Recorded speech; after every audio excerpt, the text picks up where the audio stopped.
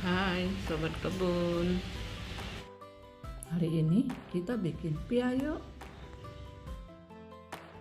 Resep isi pianya sudah ada di video sebelumnya ya. Silahkan disimak. Pianya akan kita isi dengan kuning telur asin ya. Ini telur asin yang udah direbus. Kita kupas, kita ambil kuningnya.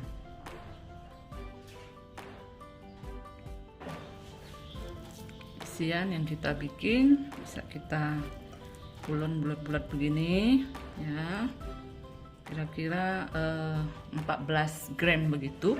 Ntar sesuaikan juga dengan bulat kuning telurnya ya. Kalau tidak memakai kuning telur itu sekitar 25 gram begitu deh.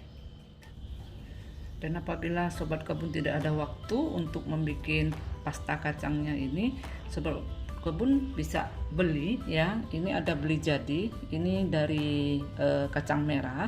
Kalau mau bikin dari kacang merah ya prosesnya sama seperti kita membuat dari kacang hijau ini.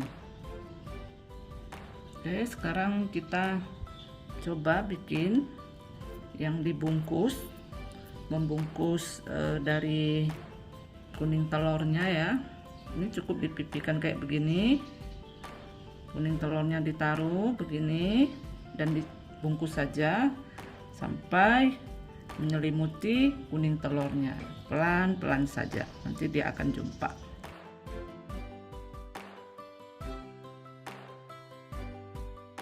Begini sudah tertutup ya.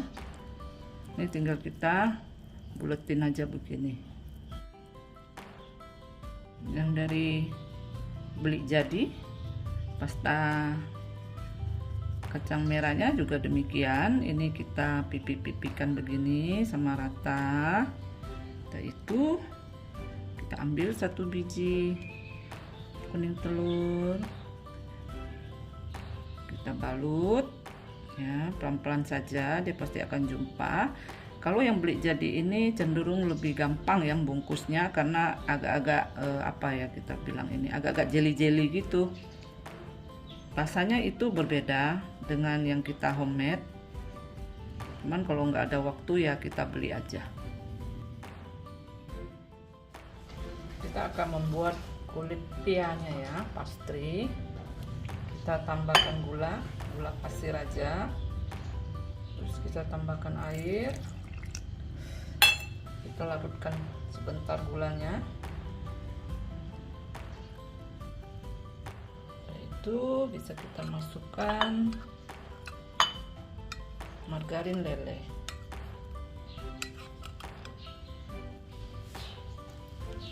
Kita adon sambil ditambahkan air sampai adonannya lembut ya, tidak becek tapi lembut. Untuk lebih memudahkan kita bisa pakai ulunin tangan sebentar sampai adonannya lembut dan tidak gitu lengket di tangan. Kira-kira seperti begini kelembutannya ya, tidak lengket, sudah berminyak, tidak keras ya. Perhatikan. Ini kita adon sebentar lagi, kira-kira 1 menit begitu. Seperti kita membuat roti. Ini kita istirahatkan 10 menit, ditutup pakai plastik atau kain. 10 menit kita uleni lagi, kira-kira 1 menit. Adonannya udah mulai nampak halus ya, udah mulai ada sedikit pengembangan. Istirahatkan lagi 10 menit. Oke, ini kita rehatkan lagi kurang lebih 1 jam sambil kita menyiapkan komponen yang lain. Selanjutnya kita bikin adonan minyak. Margarin kita masak sampai mendidih, sampai betul-betul menjadi minyak. Ini sudah mendidih, cukup ya. Coba perhatikan, sudah bening ya, minyaknya sudah keluar. Kita biarkan dulu sampai hangat, baru kita proses lebih lanjut. Untuk bikin dough minyaknya, kita perlukan terigu. Kita siram margarin yang kita masak tadi, yang sampai bening.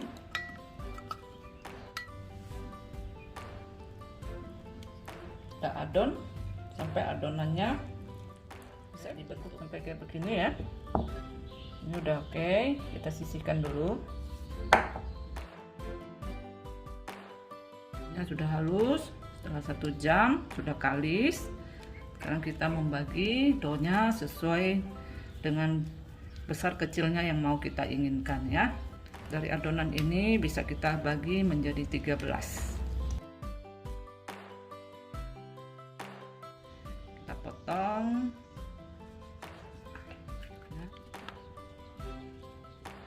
Tuh, kita bulat-bulatkan dulu, rapikan. Kalau ditimbang itu mungkin sekitar 20 sampai 35 gram ya. Itu bisa kita tutup dulu sambil kita kerjain yang lain. Sekarang kita bagi-bagi dough minyak kita tadi, kurang lebih 25 gram ya. Oke, setelah kita bulat-bulatkan begini, sekarang bisa kita gabungkan tepung ini dengan adonan minyak. Oke, ambil satu adonan dough minyaknya tadi, kita penggang-penggang gini aja. Setelah itu bungkus satu adonan minyaknya. Nah, ini kulitnya sudah kalis, sangat lembut ya, kayak gini. Ini kita bungkus. Oke, kayak begini. Lakukan hal yang sama untuk semua adonan. Oke, setelah kita gilas, perlu terlalu tipis. Setelah itu kita lipat satu single ini ya. Kita gilas lagi, ini agak lengket, nggak apa-apa, kita tambahin tepung. Setelah itu kita gilas lagi, agak tipis ya, kali ini agak gede sedikit, agak tipis. Ini kita lipat double. Lipat double itu begini. Oke, di situ kita lipat lagi gini ya. Lakukan hal yang sama untuk semua adonan. Oke, selanjutnya ambil satu buah yang tadi sudah kita lipat, yaitu kita kumpulkan kayak begini, karena mau kita buat menjadi bulat ya. Bentuk agak bulat begini supaya nanti kita gampang, karena kita mau shape-nya tuh bulat. Oke, kita pipihkan kayak gini. Setelah itu kita pipihkan lagi terus pelan-pelan. Kita ambil isian. Nah, ini bisa kita ukur kayak begini ya. Ini udah nutup toh. Nah, ini udah bisa kita bungkus. Bisa kita ambil, kita angkat, kita lihat mana yang lebih mulus. Ini lebih mulus, maka kita taruh begini ya. Ini kita taruh begini. Untuk kita balik, kita rapikan dulu bagian sini, bagian depannya kayak gini. Pelan-pelan saja.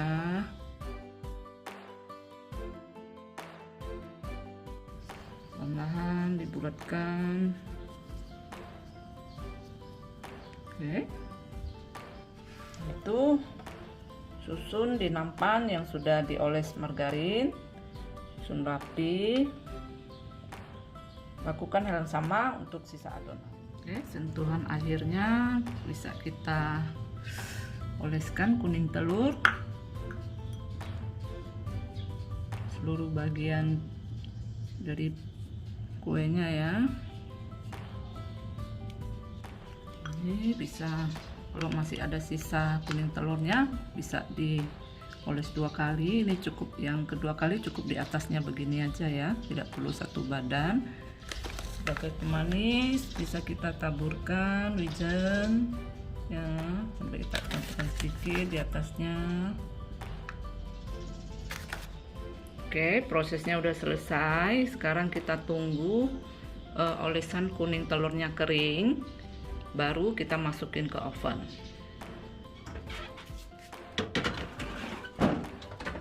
Oke, kita panggang di suhu 170, mode api bawah saja, kurang lebih ya 25 menit sampai 30 menit.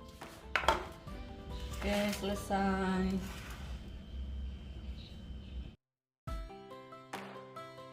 Kenapa tadi kuning telurnya ini waktu kita oles harus kita keringkan dulu baru di oven? Ini supaya mendapatkan retak-retak begini ya, motif-motif retak begini. Kalau seandainya waktu itu kita oles basah-basah terus kita panggang, dia akan mulus polos kayak nastar aja.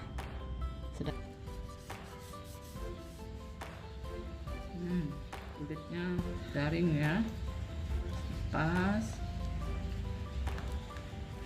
Di luar lagi hujan, kita cobain ya, kita lihat ini, kita